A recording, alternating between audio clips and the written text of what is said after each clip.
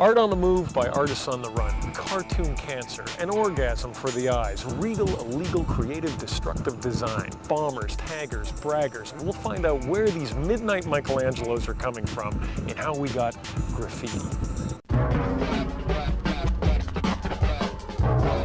These days, graffiti is everywhere. From freight yards and subway tunnels to $1,000 handbags.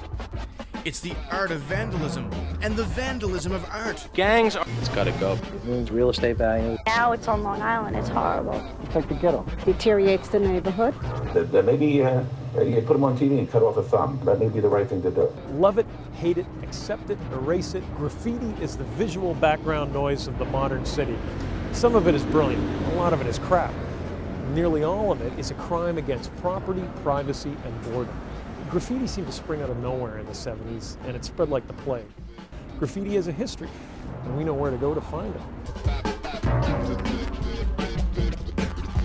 Hey, baby, how you doing, bud? Where's my gift basket? We're in New York City and the infamous South Bronx to meet two of the founding fathers of modern urban graffiti, men who call themselves Cope 2 and Terrible T-Kid 170. Cope and the Kid were bombing walls and training trains way back in the 70s, when graffiti exploded onto the public scene in New York and Philadelphia. Matt Frewer, how do you do? How you doing, man? I'm Terrible T-Kid 170. Wow, spooky down. And then spread like a pandemic of painted pandemonium.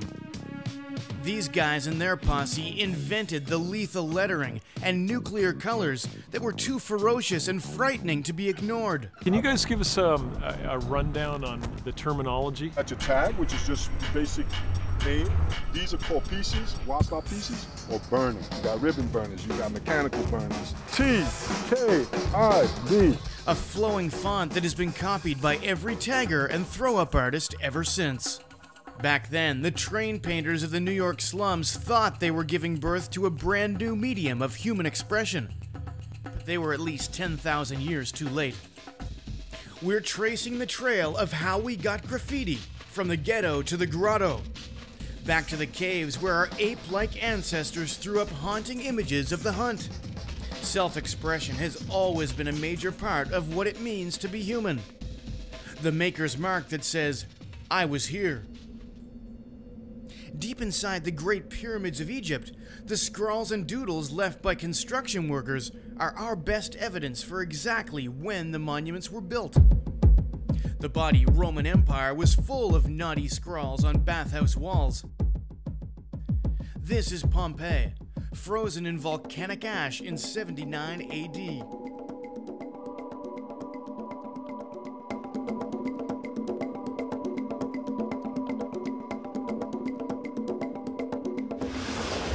In more recent times, graffiti evolved into a cryptic script of hobo hieroglyphics that guided the homeless wanderers of the Great Depression to a handout and a safe place to sleep.